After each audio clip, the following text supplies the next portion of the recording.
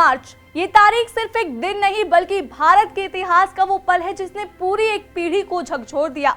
1931 की वही रात जब भगत सिंह, शिवाराम राजगुरु और सुखदेव थापर को फांसी दी गई थी। लेकिन उस रात आखिर हुआ क्या था? क्यों तय समय से पहले ही फांसी दी गई और कैसे ये तीनों क्रांतिकारी मौत के सामने भी नहीं डरे? आपको बताते हैं। कहानी शुरू होती है ब्रिटिश राज के खिलाफ उबलते गुस्से से।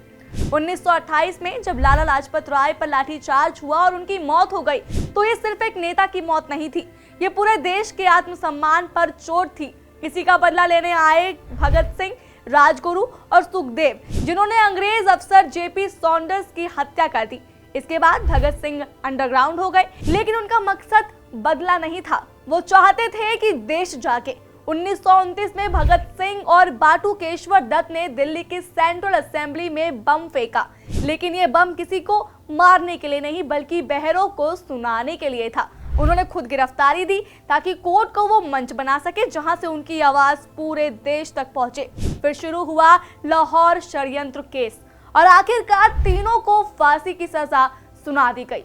आधिकारिक तौर पर फांसी 24 मार्च 1931 की सुबह दी जानी थी, लेकिन अंग्रेज सरकार डर गई थी। डर इस बात का कि अगर सुबह फांसी दी गई तो जेल के बाहर हजारों लोग जमा हो सकते हैं, बगावत भड़क सकती है। इसलिए उन्होंने चुपचाप फैसला लिया, फांसी एक दिन पहले यानी 23 मार्च की शाम को ही दे दी जाए। 23 मार्च 1931 की वो शाम लाहौर सेंट्रल जेल के अंदर माहौल बिल्कुल अलग था। खबर धीरे धीरे कैदियों तक पहुंच चुकी थी कि आज ही फांसी दी जा सकती है।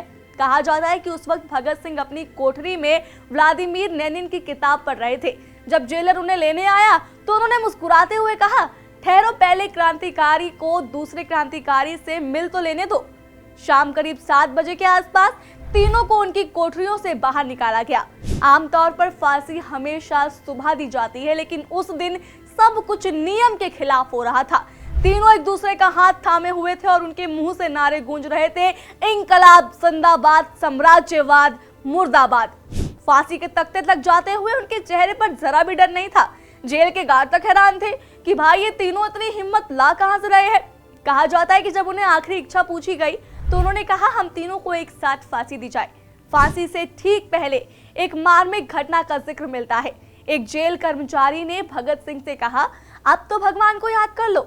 इस पर भगत सिंह हंस पड़े और बोले, मैंने जिंदगी भर भगवान को याद नहीं किया, अब मौत के डर से याद करूंगा तो वो कहेंगे कि डर गया। मैं चाहता हूं कि वो मुझे एक ईमानदार इंसान के रूप में याद रखे। और फिर वो पल आया। तीनों क्रांतिकारी फांसी के फंदे पर चढ़ गए। समय था करीब 7:30 बजे। जैसे ही लीवर खींचा गया, तीनों ने हंसते हंसते देश के लिए अपनी जान कुर्बान कर दी। उस वक्त भगत सिंह की उम्र सिर्फ और सिर्फ 23 साल थी। लेकिन कहानी यहीं खत्म नहीं होती। अंग्रेज सरकार ने डर के मारे उनके शवों को चुपचाप रात में ही सुतलेज रिवर के किनारे ले जाकर जला दिया, बिना किसी औपचारिकता, बिना किसी सम्मान के। लेकिन गांव वालों को जब इसकी भनक लगी तो लोग वहां पहुंचे और उनके अधजले अवशेषों को सम्मान के साथ अंतिम संस्कार दिया। भगत सिंह, राजगुरु और सुखदेव की शहादत ने पूरे देश में आग की तरह असर किया। युवाओं के दिल में एक नई चिंगारी जगी।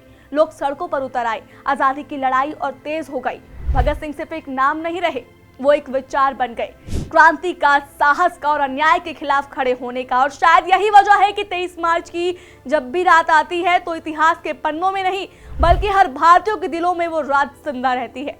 ऐसे ही और अनटोल्ड स्टोरी के लिए देखते रहिए लीडिंग भारत टीवी।